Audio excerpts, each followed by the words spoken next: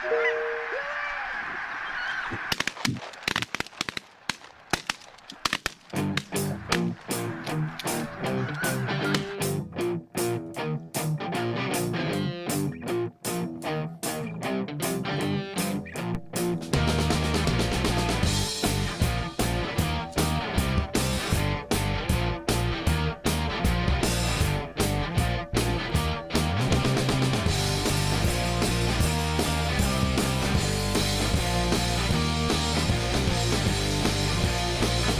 we go.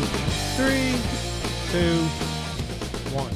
Boom! Welcome to the Big Honker Podcast, brought to you by Chêne Gear. I'm Jeff Stanfield with the world famous Andy Shaver. Yes, sir. It's cold today. Cold today. Gonna be colder tomorrow. Nice that we got all of our winter after hunting season. Love it. Every I love how we do that. Freaking year. With us today from Memphis, Tennessee, the home of the rhythm and blues and Elvis Presley, the CEO and the man with Chêne Gear, Mr. Jeff Jones. Hello, Jeff. How are you doing today? I'm good. How are y'all? We are doing excellent. So how was the turkey convention? Man, it was pretty awesome. I'll be honest with you. Is that your first year going? It's the first year for Chêne to go, so I've gone a lot. I think I've gone every year since 2005. It was kind of funny because, like, my kids, I take them, and they're 14, 10, and 6. I had to think about that for a second. They've never missed one. Wow. So it's been that long. Yeah, it's pretty cool for them to go and all that, so they kind of enjoy it. I've never been. It looks like a great time. That's a long haul for a West Texas boy, but it is a long haul. But you know, they got these things. Put your mask on, you fly right into Nashville, man. You know, I saw a bunch of pictures. I had two of my old guides were there, sent me a picture together. Yeah. And there's a lot of people I know that was there, and I would be interested. And I'm not even a turkey hunter. I think I would like to go walk around just to see the people and visit. Well, that's the thing, man. It's the Turkey Federation and it's the turkey show, and it's full of diehard turkey hunters, but it's also full of just all of our people. So like all your friends and all your customers and anybody that waterfowl hunts or turkey hunts, and they even let some deer hunters in there. So, I mean, it really is. It's more than just turkey, but that's everybody's first thought is, I don't turkey hunt. I don't want to go. But no, you're missing a really cool event. And it's awesome. Did y'all have a booth there? We did. We had a booth. So it was our first year displaying Chêne in the booth. And, we had a small booth this year, 10 by 20. And to give you an idea of how much success and how much traffic we had in the booth, we're going up to a 50-foot booth next year. Wow. I saw it on Instagram. It looked like you had them packed in there pretty good. It was super packed. I mean, not trying to be anybody, but like the booth was full, and then you had like the hallway, and then the booth across from us, people were stacking up in the booth across from us to get into the Chêne booth. So it was pretty awesome, man. I'll be honest with you. It was really, really cool. Well, that's fantastic. I mean, that's what you're there for. You're there to kind of show people what you got. And I can tell you, just by gauging the people that we interact with out here in West Texas, there's a lot of people that are excited about your waders. Yeah. Honestly, knock on wood, it has been a good product. It's kind of like when you think you've got something and you're going to put it out there. I mean, that's what you really do. When you're a product person, you kind of expose yourself to the world. Hey, I built this product. I think it's really cool. And you put it out there, and then, either it gets accepted and worked like you said it would, or it fails or whatnot. And ours kind of worked like we said it would. What do we got? So were you there selling waders, or did you have some new products you're selling while you were there in Nashville?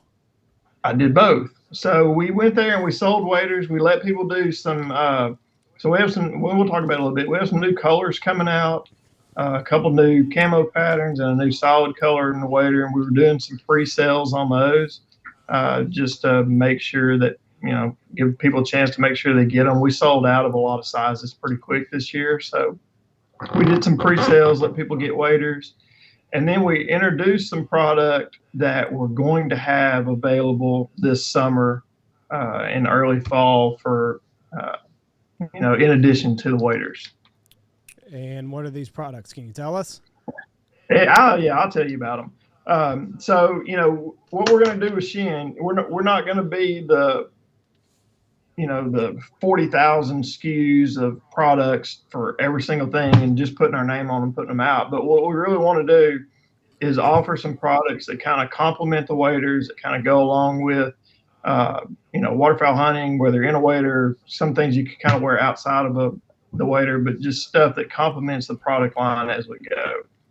So if you went all the way in to all the way out, which is kind of how my brain works, we've got a couple pieces of merino base layer, so right next to the skin, merino top or merino bottom.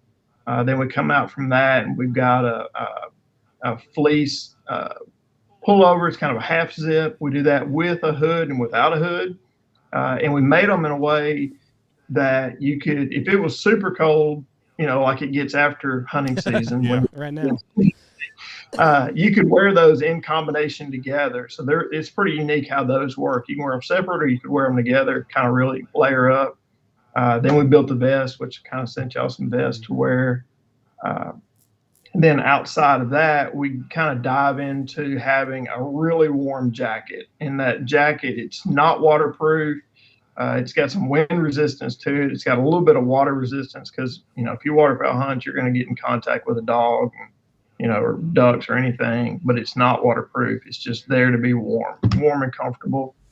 And then top all of it off, we do have a 100% waterproof jacket that, if you were going to make a waterproof, you're going to make a wader, might as well make a waterproof jacket that guys can throw on and wear as an outer. And we just built it out of the same material as the wader. So it's going to be made out of that nylon that the waders are built out of. Yep. Give you a really, really solid waterproof jacket. I mean, that's kind of it. That's beautiful.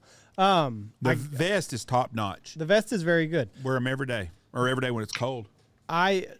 So we're actually in the middle of a drought, so I didn't get to wear the waders as much as I was hoping to, but the couple times that I did, the first time that I put them on, I was blown away with how comfortable they were. Like, the boot is just, it's phenomenal. The material, you wouldn't think it would be as strong as it is, for as flexible as it is. And I mean, it really does not feel like any other waders that I've worn. Neoprene, I've worn the traditional breathables. These were unlike anything that I've ever put on. I mean, it really was almost like putting on like a jogging suit almost.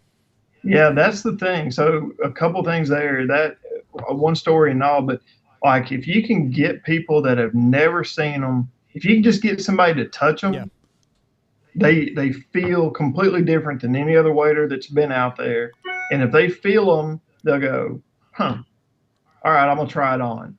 And then if you can get them to try it on, if you can get their foot in that boot and they pull that wader up and feel it, they'll buy that wader. I mean, I'm not saying that just to sell waders, but I mean, it really is a super comfortable boot, and the material, it just kind of grasps people. It's done well. But talking about a jogger, one of the guys I hunt with a lot is an older man. I mean, he's in his 60s, absolutely hates oxygen. Any kind of just fresh air kills him, so he smokes constantly.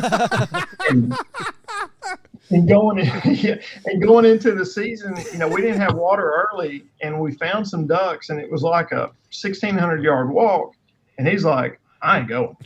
I'm not. I'll wait till the water comes up. And he had some waders, had some of the new waders, and I could see him walking around in the yard, and he's like, well, I'm gonna try it.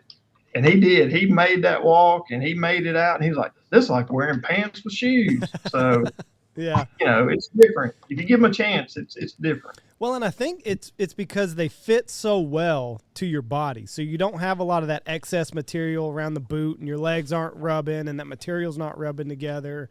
They fit really, really well. And I was very, very happy with my time in those waders. And most of the time, I despise having to put on a pair of waders. If it's waders, I'm playing rock, paper, scissors to see if I don't have to wear them. But I was actually looking forward to the times that I could wear your waders out hunting. So I'll remember that this next year when you have to hunt water.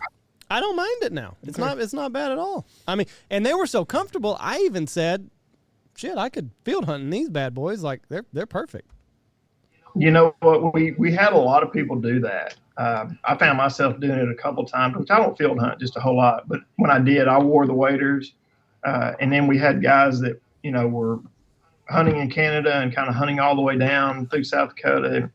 And it got to the point that they were just like, I'm going to wear these waders. I'm going to wear waders and lay out blind every day. Because it's really easy. You're at the truck, you get ready, just slide them on, slide them off, and go. How long have you been working on these other products, the jacket and the merino wool base layer? Last year when we talked to you, I guess we talked to you in July. Had you kind of had an idea of what you wanted to do after the waders took off? Yeah. So everything really, kind of the way your mind works when you're doing this stuff, it all just kind of spills out at once.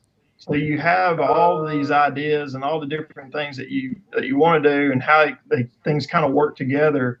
You have this vision, and then it's like, what takes precedence? And the wader took precedence. You want to be a wader company, but as soon as it was as it was being done, you're working on the jackets, you're working on the vest and the fleece at the same time to get it out there. And then so we did it the same as we did with the wader. Everything gets like this 2-year development cycle, which that's a long time in our industry to work on something and kind of keep it under wraps and do it. But you need that. You've got to get product on people.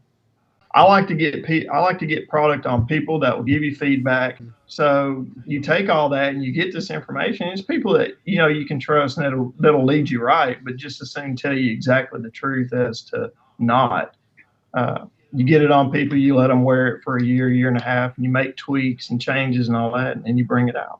Well, we had 13 assholes wearing it around here all winter this year. So the vests. Yeah, you want people that will tell you their opinion and what they think. You don't need to give somebody a product and them just to say to your face, "Oh, I love it, it's great," and not give you feedback. You want feedback. You want someone to say, "This pocket was stupid. What were you thinking?" Right. So you can kind of work through issues. If you can't take constructive criticism in the world, then you're not going to last very long in business of any sort. No, because it doesn't matter what you do, something's wrong. Somebody somewhere is going to have a bad experience, and things happen. I don't give a shit what you're doing. So if you get mad every time someone tells you something you don't want to hear, then I guess you better be Amazon where you have enough money it won't matter. Are you going to make the big boy stuff on behalf of a fat boy that's not big as fat as I used to be? And I've noticed this with our sales of all of our clothes and stuff. We don't sell – I have guys all the time, well, what about 4X and 5X? I don't sell that much big stuff. I sell more – my big extra large and large are my two biggest sales, and I'm assuming that's probably y'all's too. Is that right? Yeah, that's pretty much how the world works, man. You sell large and extra large. You sell medium. You sell 2X, but we offer 3X. This year we've got a few pair of 4X. We've got a few pair of 14 boot. Those guys, they're kind of overlooked because nobody, when you sit down, if you're with a big company and you're looking at your sales history and everything that you're selling is 10 larges and 10 XLs and 11 XLs, that's where the energy gets focused. But those guys, those bigger guys that wear 3X and they wear 14s and whatnot, they're just as duck hunting hungry as anybody else. So somebody needs to kind of supply them with a product.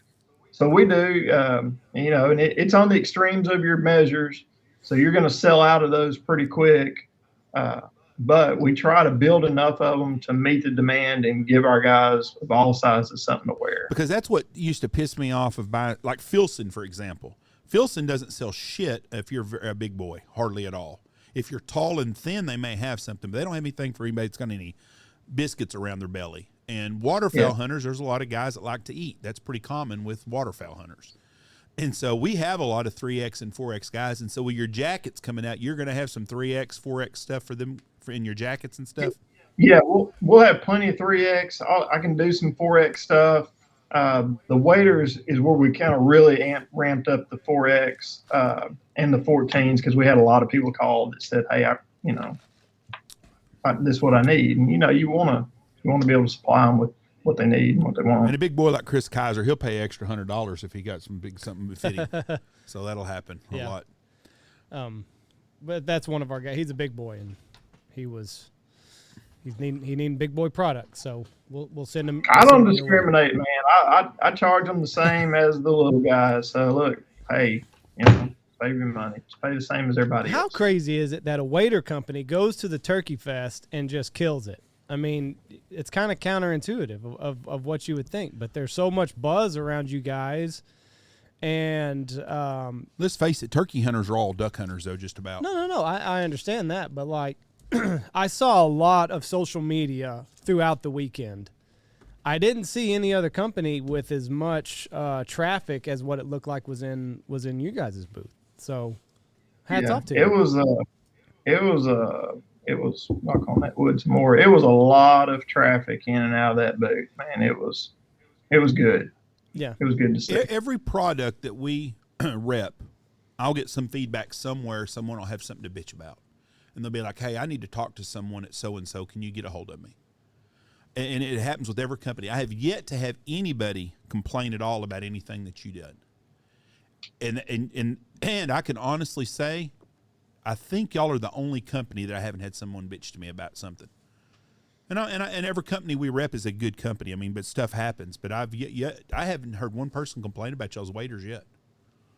Well, that's awesome, man. I mean, that's really awesome. I appreciate that. I'll try to keep focusing on making good stuff. I don't want to be one of your gray hairs because well, your guys are complaining to you about. No, and the other ones are gray hairs at all. I mean, just stuff happens sometimes. But even little thing like, I'm not going to mention it, just little things. But I didn't have one person say anything because usually they'll come in, hey, that company that y'all do? Yeah. Man, I did this and it didn't work real good. And I'll be like, well, get a hold of them and let them know because they're good and they'll take care of it. It's been nothing major, but not one person. And we had a lot of guys wearing Chêne Gear this year. Mm-hmm. We had a lot of guys, or guys would call me up, do we need waiters? We just bought Chêne Gears. I'm like, well, good. So that's cool. No, man, and we had some customers that put them through the ringer. We had some customers that went out and did things to them, tore them. Had a guy shove a stick all the way through the boot, and we fixed everything that came back in. If we couldn't fix it, we replaced it. So it wasn't a whole lot, to be honest. So you in July you had said your goal is, if a problem comes up, is to get a quick turnaround and get the waiters back out there. Were you able to stay on top of that this year and kind of hold true to what you were hoping to be able to do late last summer? Yeah, I don't think that we had, to my knowledge, any complaints that I heard, I don't think that we had any delays on getting anybody a product back. I had one call while I was at convention. A customer had sent his waiter back and was kind of wanting it before the weekend, and I was at convention. There wasn't any way I was going to be able to get it fixed. And Carter, who helps her, he was there with me. So I just had Morgan. I said, just replace it. Just give me another one, send it out, ship it out today. So that was as far as I'm aware, that's the only call that we got of where a person had to call back and say. Most repairs, we turned them around the next day or the day after and sent them back to us. Any kind of delay was on UPS's side. Well, there's a lot of that. Yeah. Yeah. I had one customer come in. He came straight from a hunt. He had torn a little spot in the back of it. And he called me out. I was like, and they were soaking wet. The waiters were, and I was like, all right, I'll dry them and I'll fix them tomorrow. And he's like, you said on a podcast I could come in, you'd fix them now. And I said, okay. So we did. We went back to the table and laid them out. And he was right there with me. We kind of did it together. I passed them up, gave them to him, and stayed in touch with him, asked him constantly how it's doing and all that, and it's fine. So he was holding your feet to the fire, wasn't he? Well, I mean, but you know what? I said it, so he should have. He should have held my feet to the fire, and it was fine. No big for us. We should fix it. They're just a little bit more difficult to fix when they're wet. You want them completely dry. We get it done. We got an old crotchety bastard from that area that you live at that's got to pair your waiters, and he contacted me in mid-January, and he said, I'm gonna tell you right now, I thought you was crazy when you started touting off $1,000 waiters, but he said it's the best investment I've made in duck hunting in 20 years. So that's a good one. I mean, and coming from this old fart, that's a good deal because he's bitchy and gripey, and he's got the first 2 nickels he ever had rubbed together to build a fire with. Yeah. So how was y'all's duck season this year? Did you get to go out? I mean, now that you're in the duck hunting world, it's hard to kind of get away and go hunting for yourself. Yeah. But how was it for the times that you did go out hunting? So I tell everybody, if you want to duck hunt, all these young kids that come out of college and everything that want to be in this world, they're like, man, I want to work in the duck hunting industry and hunt all the time. Nope. Well, go sell golf. Yeah. Go sell golf equipment so you can duck hunt. But I didn't really. I hunted the opener. You know, it's a traditional hunt, and I hunted a few other times, but I really didn't get out of the shop until after the first of the year. So my duck season was cut way short compared to normal. But I will say that our season was a lot better this year than it was last year, and 10 times what it was the season before that. So what was different? Did you have more water, more winter? What was? No, there really wasn't anything that you can pinpoint. You know, we had water last year. We got water this year. It kind of came late. We never had winter except the last week. It got cold then. We just, I don't know. It was just one of those years that ducks came into us and we had them. And, you know, it could be a lot of lost habitat in my area. Didn't have the water that we did. You know, all my ground that I hunt is public unless I'm going with a buddy or something. So my area has kind of lost a lot of habitat, but they seem to show up in the woods, and we had some pretty good bang-up hunts. That's good. Our season was really good the first half of the season, but January was brutal, ridiculous. I mean, hardest hunting I can ever remember in my time. But you know, it's good to hear whenever people bang on them. I follow along with y'all, and I watch. I mean, y'all were sitting at some days in January in the 50s and 60s. Yeah. And you know, no cold, no snow or no ice or anything to drive anything down. So it's tough. It's tough at times. I walked outside 2 nights ago for something, and I told Michelle, I was like, "Son, bitch, it's windy, and I said, we got a full moon." Because it's funny, I'm all about that shit during waterfowl season. But as soon as waterfowl season's over, I forget about the moon and stuff. Yeah. And it was windy. The wind has blowed every day since waterfowl season closed. We didn't have any freaking wind in January, hardly at all. We had day after day after day of no wind, and the full moon was 27 days in January, it seemed like, out of 30. You know what? It's funny you say that because my daughter is studying, you know, at school, they're studying the moon and whatnot. I asked her because it seemed to me like from the day after Christmas until the end of January, there was a full moon every night. Like it. And one day she was talking about the moon and whatnot. I said, Mimi, ask your teacher, has there ever been a full moon every night? Because I think I've seen it. Yeah. Yeah, you're setting stuff up and you're like, oh shit, that moon looks awfully big today. It was a long January for us for sure. And what's another thing I've noticed too, last year at this time we just got over the big deep freeze, the polar plunge for 2 weeks. But I've noticed they're killing snow geese in South Dakota already. Last year at this time they were all in Arkansas still. So this has got to but the snow goose season I guess has been pretty good for the Arkansas boys, for most of them that I follow or see. Been a lot of pile picks.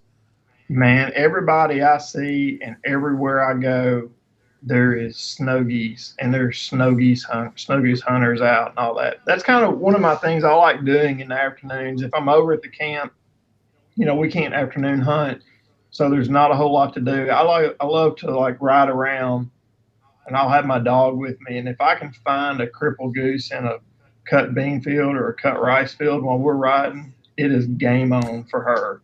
So I see a lot of those goose hunters around my area. And they sell a lot over to your property? A lot of cripples? Oh yeah. I mean, there's just, you know, if you pay attention and you start doing it, you can find crippled geese, you know, if you spend a little bit of time riding around. Do you ever get any bands off of those? Have you ever? No, somebody asked me that the other day. I've killed a couple banded geese on a hunt, but and I'm riding around with my dog, I've never picked one up. That would be pretty cool it would be. To do. There is more drama with snow goose hunters than there are any junior high cheerleading camps anywhere in America. It just goes. I've never been around any group of men that have more fucking drama than snow goose hunters doing this in the spring hunts in Arkansas. It must be a wild ass game on every day there for somebody. Oh yeah. But It, I guess they're having a good season, a good snow goose hunt. But they are. I saw Austin and then we're shooting them in South Dakota last week. Yeah. Last year there's time everything was froze up still everywhere. So somebody somewhere is going to get bypassed on some birds probably. Probably. Speaking of that, speaking of like finding bands, you follow like the band report page or whatever on Facebook, and some of the ways that guys get bands just amazes me. Like one guy picked up a bird that was on the side of a railroad track and banded. It's like, son of a bitch. I see those also. It's like every now and then, I swear it's like once a month somebody will post on that page, hey, I was walking down the road and found a pigeon laying here and it had a band on it. Yeah, that's crazy. I was driving down the road 25, 26, 27 years ago, and there was a speckle belly, 2 speckle bellies off the road about 30 yards, and one of them had an orange neck collar on it. So I got out, Beavis the dog, and I had my shotgun there, and I thought one of them some bitches is hurt, and I didn't want, I'm not going to shoot off the road, so I sent Beavis out there, and the one that was injured was the one with the neck collar. And he got it. And then I started thinking later, I thought, son of a bitch, I should have shot both of them damn things because the other one probably had a band too. But it had a double band and a neck collar on it. And that's the only time I've ever come across a bird that had a band that just was somewhere else. You were being ethical. You weren't going to shoot off the road, and that's commendable, Jeff. I haven't broke the law since I was a teenage kid. Well, that's good. You're the judge. So, I mean, if you do, then... Well, I haven't since then. But I was on a hunt where we killed 26 or 27 canvasbacks when I was a kid with my dad and brother, so... Statute of limitations. So yeah, you're good to go. Yeah, I'm not worried about it now. No, we're good to go. So your waders, the wader pants are such a great compliment to those waders, and they're pretty warm. So like, if you're hunting teal season, I would not recommend wearing those wader pants. But but when the temperature plunges a little bit, they are nice.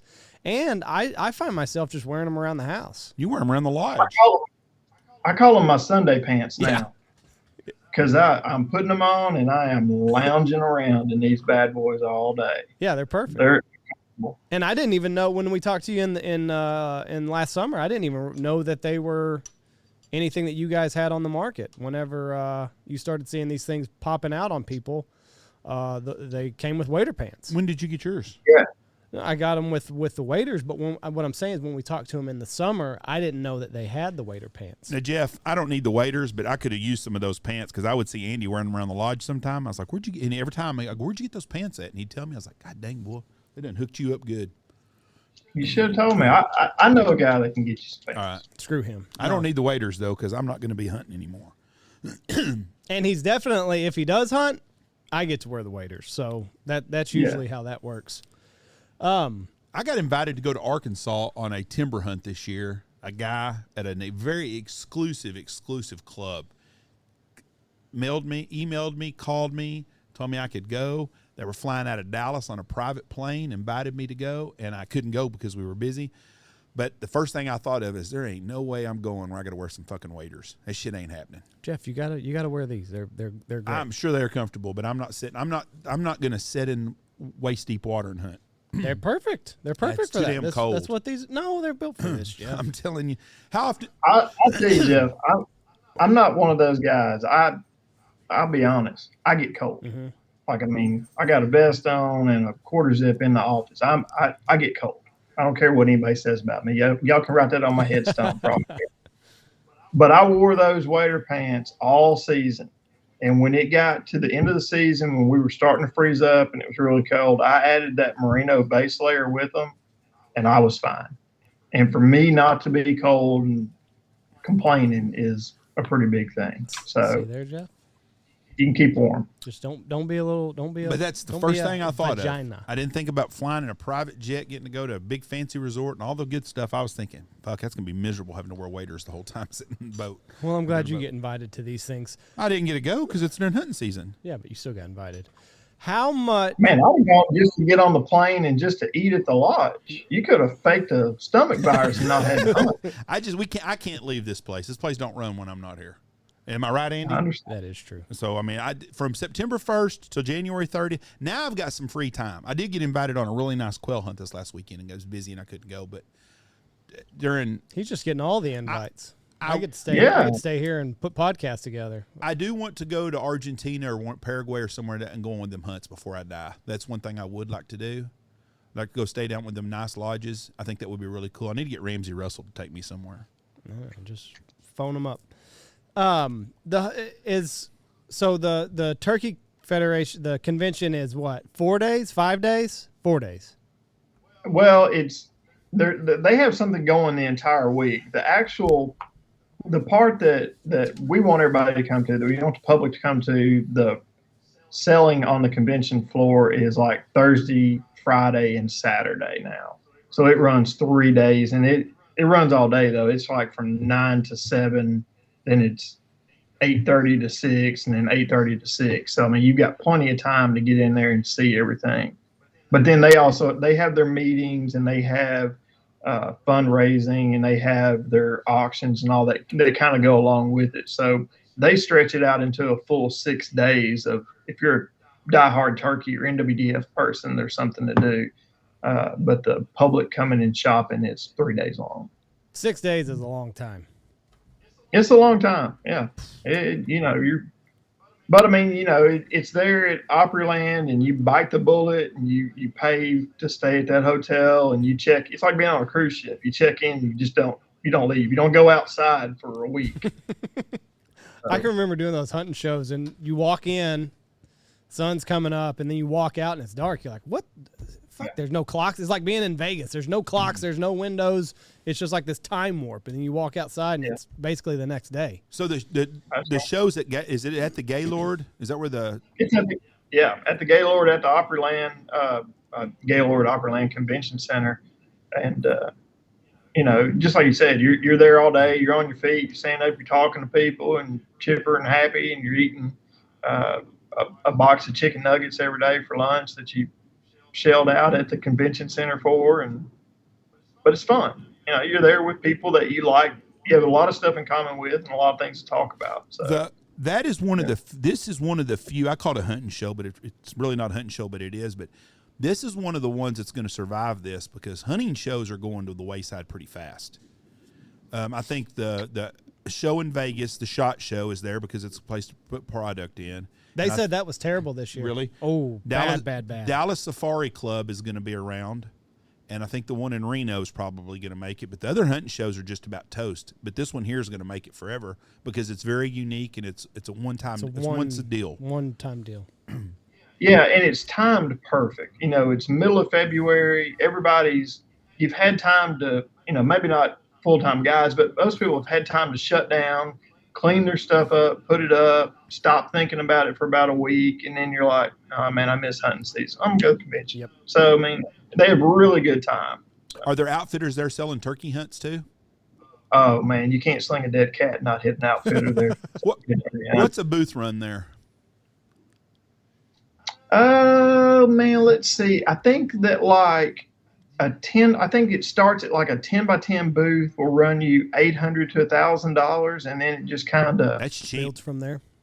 Yeah, if you go 10 by 20, basically just do the math. You're gonna multiply it, double it up as you go. That's cheaper than the fucking shows in Texas. They've gouged the crap out of everybody the last couple of years, and it's limited. And, we don't do shows anymore, but that's cheap. But I guess I'm assuming the Gaylord probably runs about $400 a night. Yeah, I mean the booth space. At the end of the day, the booth space is the cheapest thing you're gonna do. Those chicken nuggets gonna run you about $20. That bottle of water, it was funny. I gave my daughter, she was there. I said, hey, will you go get everybody some water? And I gave her like $40. And as typical fashion, I got no change. And I called her out on it. And she's like, how about you do the math? It's $7 a bottle. You ain't got no change. I said, no. Matter of fact, you owe me $2, Dad. Yeah. No. That's the way it was with us. We used to do the Trophy Hunters in Fort Worth, which was a great show from 1985 till the last couple of years. But the last couple of years we'd go there, we stayed at the Omni across the street, and we had a booth, and we all went out and ate. We spent $3,500 to $5,000. Well, hell, we're better off to we go on a vacation now as a family and can rent a house somewhere and fly somewhere, and we might spend $2,000 more, but we're getting to spend 5-6 days with family doing things we like to do other than sitting in a booth buying $20 box of chicken nuggets. Yep. So we're going to do another one. We're going to come to Dallas in April 8th, 9th, and 10th and do the DU Outdoor Festival. I'm going to be there. You need to go there, Jeff. I'm going to be. You can't go. I know. I said you need to go there. We've scheduled turkey hunts that weekend, or Andy will be there, but I'm going to be there that weekend. So I'm going to come look you up. It's hell, every sponsor we have is just about there, I think. Yeah, we're going. It's a big time. I went last year.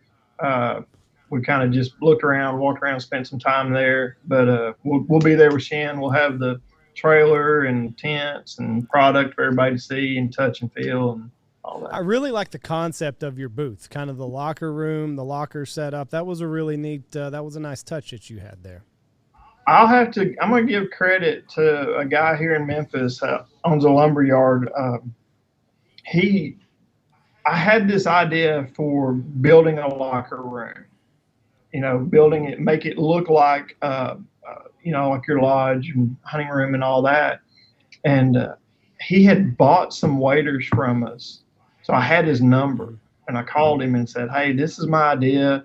I went to my wife's Pinterest page and found a picture of what I wanted. I don't want anybody to know I have Pinterest. I've got a Pinterest and I've probably got the same pins done. It's called my mudroom goals. So I went to see him on like Tuesday and I said, this is what I'm thinking. I need 6 of them, need a couple tables, blah, blah, blah, blah. He's like, all right, call me Friday and we'll talk about it again. I was like, okay.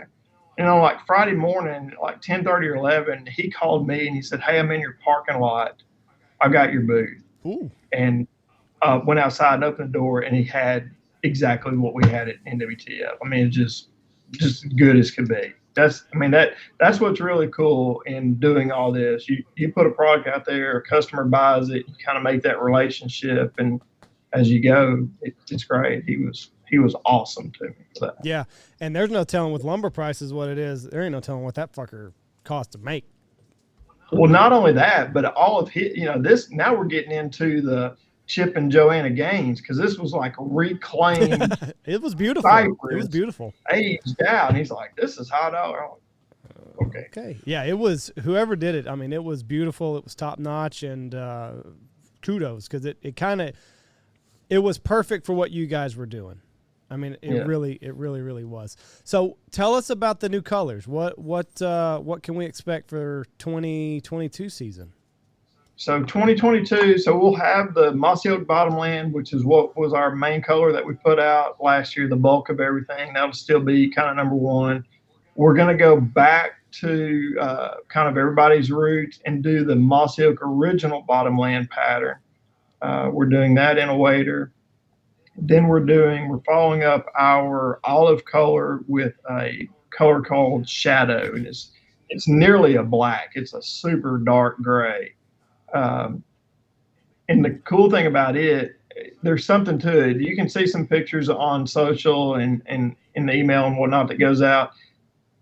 Depending on where you are, whether you're in a blind or hiding behind a tree or out in full sun, that thing absorbs color around it and changes. Really? It's really cool. I put my kids in that, and when they would get behind a tree or when they would get out in different places, they really would disappear. And I was like, huh, that's pretty cool. So where did you come up with this idea?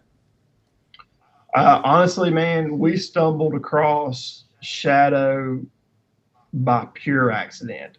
So as you can imagine, when you're building a product line and when you're sampling and when you're doing different stuff, you're just eating yardage up. Mm-hmm.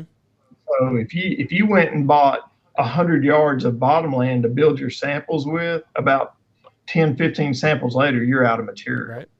So we were burning through material, and my material supplier had this color, and I was in desperate need to make some sizing changes 2 years ago, and they made it. And we took that and kind of looked at it. When I first saw it, I was like, I'm never wearing that. Yeah. Well, I had to build some size samples out of it, so I had to put some people in it, and we started getting these pictures back of people in blinds and in the woods. And I'm like, man, that shadow looks really cool. That is a good pattern. And then we got a ton of positive feedback from some from social media pictures that got out there. So, we just had this discussion about what color we're going to do, and everybody kept coming back to shadow. It kept coming back. It would get brought up and get brought up. So that's what we did for the color for this year. That one. Because the thing that I saw, it's kind of geared toward the guy that hunts in like big timber to be able to get behind the tree, get in the shadow of it. But you say even in a blind, it just kind of morphs to the color of the surroundings, and you blend in nicely. Yeah, I had a solid argument with a guy that said it's green. That's green. Because he was looking at a picture of a person wearing it in the corner of a blind, and the blind was really green, and there was sun coming in. He's like, it's green. I was like, okay, but I'm telling you. What color? It's not. It's dark gray. I made it. He's like, well, you're wrong. I was like, okay, but you're wrong. So when this gets out via social media, how do you handle that? Are you kind of like, fuck, I wasn't ready to release this, or are you just kind of like, well, it's out there now, so we might as well just roll with it? Yeah, no, it's out there now, so you might as well just roll with it. Honestly, and we're not really pushing them, but we're telling people, we're offering you the ability to do a pre-sale. If you want to call in and get them, call in and get them. It's not, you're not trying to hold back this secret and take it and, ride it to a certain day and then release it. When we launched, I probably shouldn't tell the story, but when we launched, sales were just going out and going out and going out. And we sold out of it was a unique size. It was one of the smaller sizes, and it was in a solid color. And we sold out of it pretty quick. And this guy somehow found me on Instagram and sent me a message that was not very nice because we had sold out of his size. And, part of me, the business side of me is like, well, I can only make so many, and I've got to use the math to divide these sizes up. We sold it. I'm sorry. But then the other side of me, like, it really kind of bothered me that somebody wanted that product so bad and then they couldn't get it. So, you kind of balance the personal with the business side of it. And going into this year, we said, you know what, let's just do some pre-sales. Let people get them, make sure they get it. I didn't want anybody not to get something that they wanted. Yeah. Last year you had said that solid colors, you had kind of underestimated how popular the solid colors would be. Is that still holding true? Like they're still very, very popular in what you guys are forecasting for this year? Yes, sir. It's crazy. Those, but one thing that happens with the solid color, and I guess you kind of underestimate that, waterfowlers, they like to match. Mm-hmm. I'll put it that way. The days of our granddads and our dads just wearing whatever they had, those are kind of over. Waterfowlers, they love to match head to toe. So, when they've been buying other people in the industry's products for a while in certain colors, the solid gives them the opportunity to wear another camo pattern or something that they already own with the wader. So probably underestimated that going into it, tried to make up for it a lot this year, and have 3 times as many solid colors as we did the first time. I wonder what that is, because I've noticed that like more waterfowl hunters are taking pride in how they go out into the field every day than I ever remember before. It's a rich boy sport now. Well, it goes beyond. I don't know that it's that. I just think that people, they want to be comfortable and they want to wear stuff that they like, and they find a pattern. They just want to be happy out there doing it. Yeah. So you boys are, y'all are young. How old are you, Jeff? I'm 47. Yeah, you're not young, but Andy's young, and all these young guys today are all about the look. They want to look good in the parking lot. They want to look good at the boat ramp. They want to look good in the store wearing the stuff. But there's something obviously there. People my age and older, we didn't have a lot of choices. Oh. You had 3 camo patterns. You had army green. You had My favorite pattern of all times, it's not as practical as what we have now, is the old Ducks Unlimited pattern that they had back in the day. What's that? The wetland? Oh, that Bob Allen Yes, pattern. the Bob Allen. That's exactly right. I was going to say that, but nobody knows who Bob Allen is anymore. But yeah, that pattern right there. That's a cool. Well, that's because you're 47. You're a little. You're getting a little gray also. Andy, don't know who Bob Allen, do you? See. I can only think of, is it like the Marsh? It's like them shoes Marsh those extra tough boots that I wear, the camo ones. The old school. The old school, yeah, old school. Okay, Yeah, but it had the DU head in it, and it said Smokes Unlimited all kind of scattered out. It had Bob Allen's the BA double barrel logo in it. That's right. So who was Bob Allen? Was he Miss Allen's son? I don't know shit. who Bob Allen well, was. goddamn, He was a shooter. He was a competitive shooter, and he launched, as you should, name it after yourself, launched a product line, the Bob Allen product line, and he sold a bunch of shooting stuff. And, it was pretty popular. Yeah, all the Orvis boys wore them. Yeah. See, they were the first ones to be color ensembled and coordinated. And see, now it's all these young guys. Andy's aging younger. They think a flat bill hat. Andy's and aging looking younger. good. What fucking hat and vest color are you wearing? Don't get on me about matching, about looking good. I got an old man. You're wearing a green hat and a green vest. You telling me, and green pants. You tried to color gray. You tried to color coordinate today. Well, it's fine. It's okay that you want to look good. I'm not bashing you. I wasn't going hunting though. I had court today. I had to look Jeff, presentable. I can't. Hey, man, I wore a green vest and a black shirt, and my daughter said I look like one of those little green army men. I am wearing your vest, the green vest. I have a blue and green. It's got green in it. Plaid Ralph Lauren polo shirt. Give a plug out to my boy Ralph. Yeah, he needs it. I've got a green Boston Scully Irishman hat on. And I've tried to match. I mean, there's no shame in it, Jeff. Well, yeah, it's okay. but I'm not going hunting. I'm just saying today's people, there's stuff that matches. Back in the old day, all they had was plaid to wear. And then they had Andy, he could be pre-gaming for St. Patrick's Day. He could be. So when is that? That's March 17th. Yeah. Yeah. Jeff and his green beer. All I'm saying is that it's interesting now that people are thinking about what they're going to go hunting in and how they're going to look. That's all I was saying. Yes, but they have more options. Back in the day, you wore a barn coat and a plaid shirt. And then Stanfield jumped all over me. Well, you millennials, that's the way y'all do things. To be honest with you. Why are you wearing old plaid and stuff now? So you're trying to go back to the old days. Because I take pride in how I look out in the field. That's what I'm saying. All my guys this year had on plaid and Chêne Gear vest. It was a common, just like I'm wearing right now. But I could not. I don't think I could. I don't think that I could mismatch camo.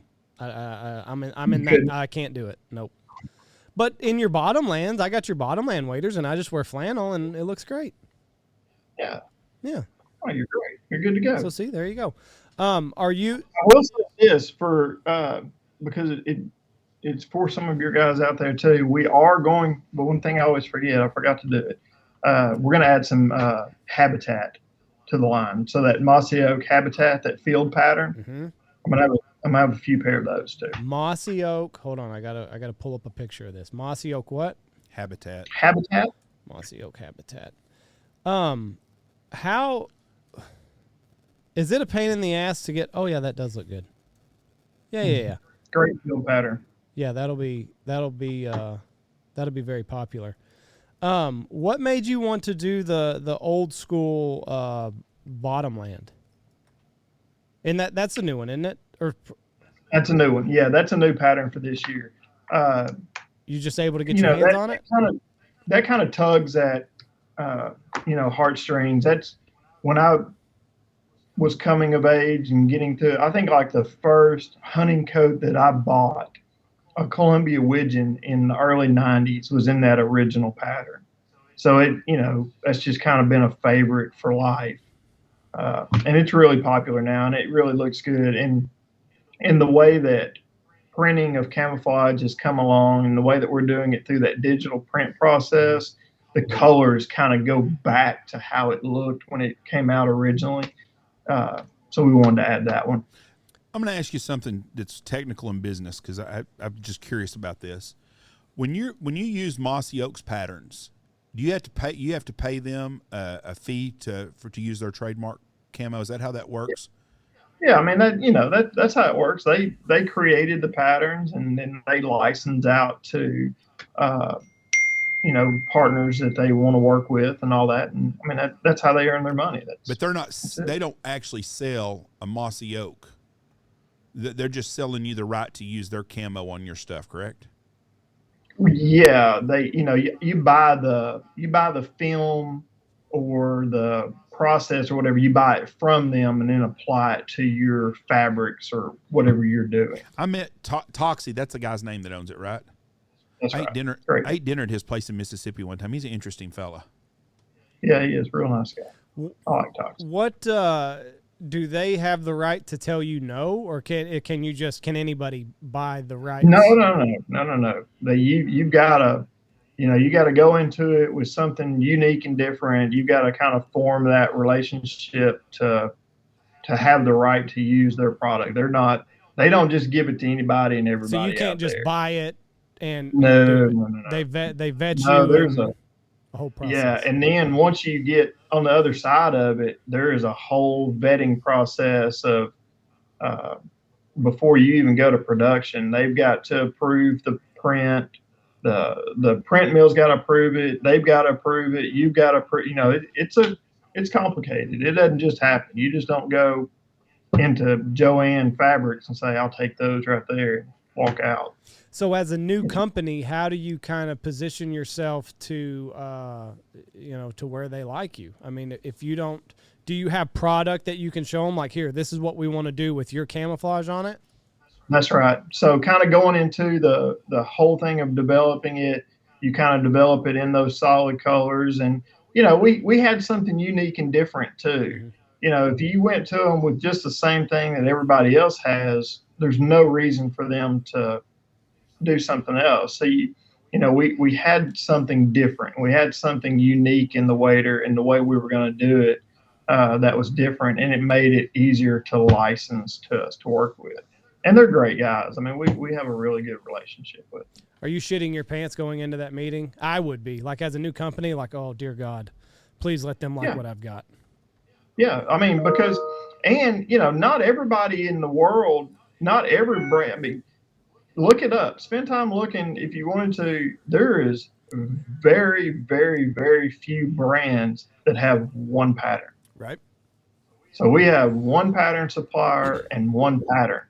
So you talk about putting all your eggs in one basket. You talk about everything that a business school and consultants would tell you not to do. We did.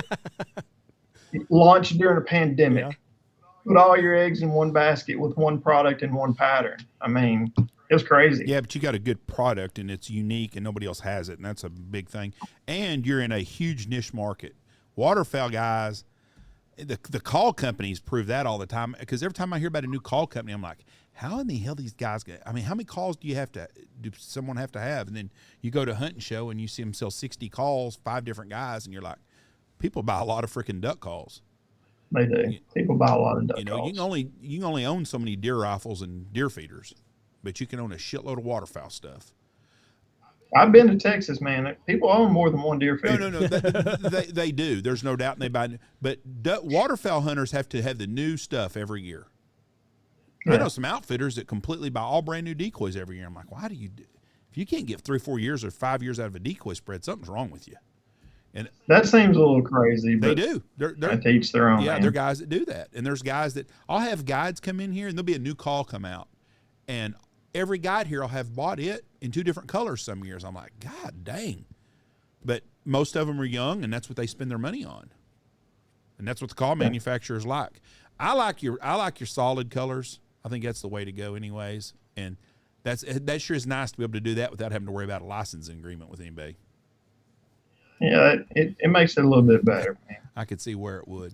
So your jackets, what are they going to come in? All the colors that the waders come in, the shadow and the green. Yeah, not the jackets. We're not going to do those in shadow. We're going to do them in all the camo colors. So we'll do them in the mossy oak bottomland, the original bottomland, the habitat. The vest we do in some of the solid colors. But not doing the coats in the shadow. I'm confident, and after speaking and working with everybody on how shadow is going to do in the wader and all that, but I wasn't that way with jackets. With the jacket. So that makes sense. It's pretty popular. Yeah. And are those going to be available for pre-order here coming up, or what are we going to do with the jackets? So the jackets and stuff, being new and all that, we really haven't done pre-orders on them. I think that we'll be supplied well enough that we can kind of launch them midsummer around that same July timeframe that we launched the waders last year and meet everybody's wants and demands. The pre-sales, we kind of just been keeping those to the waders and, really just giving people a chance that weren't able to get them before or want a different color this year, the opportunity to buy them early. You're doing everything the right way. I mean, you had a product, you made it as good as you could make it. And, I think your reputation is going to carry you on into the future. And now, you're creating that brand loyalty that they teach you that in business school, I'm pretty sure. Brand loyalty and, get people excited about your product. And, you guys have mastered that. That's for certain. Well, man, honestly, we're trying to. And it's not just, you don't just care about the Instagram influencers or the people that are spending big money. We have a thing on the web. There's a lot of people that there's a way you can buy these waders online through the website where you can literally finance them. Mm-hmm. We use a firm and you can buy them that way. So people that, I don't care if you're a tractor mechanic from Earl, Arkansas, or if your dad owns a Fortune 500 company and you bought waders. Every single person that's in a Chêne wader, we're going to take care of them, and we're very proud that they bought a wader. So, and the thank you card is a nice touch too. I mean, that kind of reaches out and, hey, nobody does it. I mean, we appreciate your business. We appreciate you, buying these waders, and we appreciate you coming on board like that. Those little things go a long way. It was a fun year. It was a fun launch. Throwing in the wader pants for everybody that bought them the first year, handwriting a thank you note, throwing it in the box and sending them out. It was a lot of fun. A lot of late nights, writing thank you notes and trying not to repeat the thank you note that you just wrote. Trying to make each one of them unique to that person.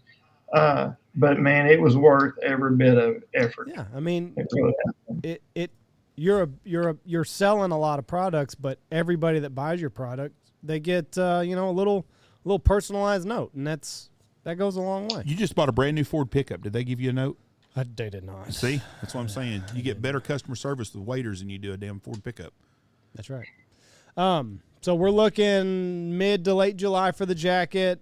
People can, if they want to pre-order waders, they can do that, I'm assuming, now through the website.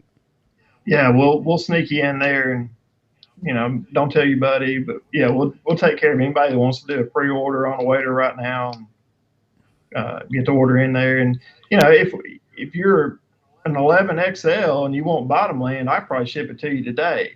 It's just kind of all the rest of the sizes that we'll start shipping those early summer when we get everything in and all that. So I'm gonna switch this up just a minute because I'm at your website right now. T-shirts, I have some of your T-shirts, very comfortable. I wear them a lot, very, very comfortable.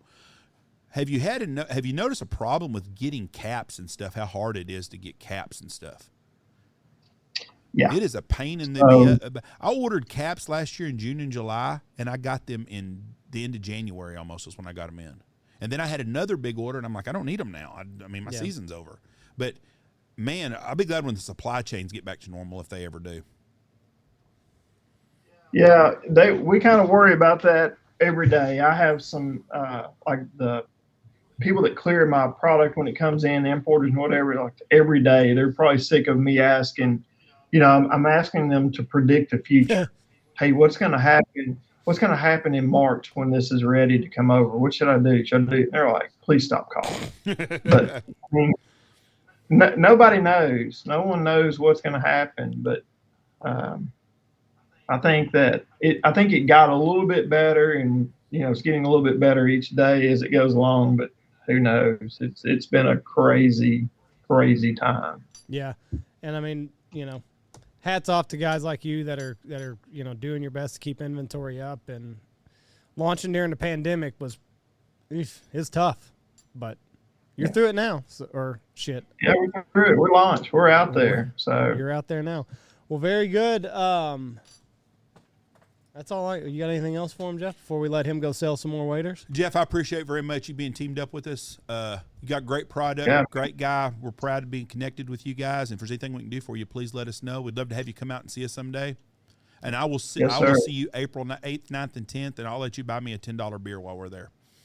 I will gladly do it. I've enjoyed knowing y'all. I really appreciate this, man. And anybody that you see that has shin waders or bought shin waders, we greatly appreciate that, and we'll take care of anybody. So if anybody does give you a hard time or cause you a gray hair, you give them my cell phone, and I promise you I'll take care of it. I promise I'm not going to do that, but I will make sure they get a hold of you. I haven't had no problems at all, and every day we have a full lodge, and every day someone in here is wearing some shin. So I appreciate it, and I look forward to seeing you in Dallas. Hopefully I can kill my turkeys early enough, and maybe I can get out there one day. Come on, Andy. He's got to let you out of there at least one day. Jeff decided to book me up for turkey hunting. When I done the turkey hunts those days, I did not realize it was that, because last year it was in we were in Michigan when it happened last year. Was it in June or July? Yeah, I think it was in June. And it was late June, and everybody was melting out there on that racetrack. And they said, "Hey, we're going to do it in April." And I said, "Y'all know that's turkey season. Y'all ever heard of May?" Yeah. Yeah, I would have never thought they have it that weekend, and then Squad Fest now is in the middle of July, and last year it was in June. It was in June, and now it's gonna be hotter than hell there too. So I'm gonna be at both places, but I will come by, shake your hand, and look forward to seeing you and visit with you. Me too. I'm looking forward to seeing you. If there's anything, like Jeff said, if there's anything we can do for you, just let us know, and good luck. Thank you, guys. I appreciate it. Bye. Jeff Jones, ShinGear.com. Great company, great product, absolutely changing the wader game, just like Boss did with the ammo. Exactly changing the game. So if you waterfowl hunt and you don't have Chêne Gear yet, you will before it's over. It is an investment. It's not a quick fix or anything like that. It's an investment. You want to keep the boys dry and warm? That's what you need to do. We appreciate Rap Sheet reports he stayed in the Packers building for a few days after the season. Aaron Rodgers says on Pat McAfee, his meeting with the front office was much different than they have been in the past, in a positive way. Aaron Rodgers is going to be a Packer next year. Did you see the big rumor mill today on the trade? Russell Wilson to the Philadelphia Eagles for 2 first-round picks and Jalen Hurts. I think that's a win-win for both teams, both franchises. Why would they do that? Who? Seattle? Philly, because Jalen Hurts is not it. Russell Wilson. So why would Russell Wilson is it? But why would Seattle take because of the picks? 2 first-round picks and Jalen Hurts on a rookie contract. Yeah, I mean, that would make sense. I mean, it makes sense for both teams. Russell Wilson's 35, 36 years older, right. I think. 32, 30. I don't know how old he is, but he's on his way out anyways. He's got a couple of years left. Philly's in that window. They get Russell Wilson. They got a really good football team. They made the playoffs this year. I think they're in the NFC. They got to beat Dallas Cowboys. East. Dallas Cowboys are not very good. Who's their receiver? They've got that kid that won the Heisman, that Devontae Smith. They've got the kid from Jalen Reagor from TCU that's been unhealthy.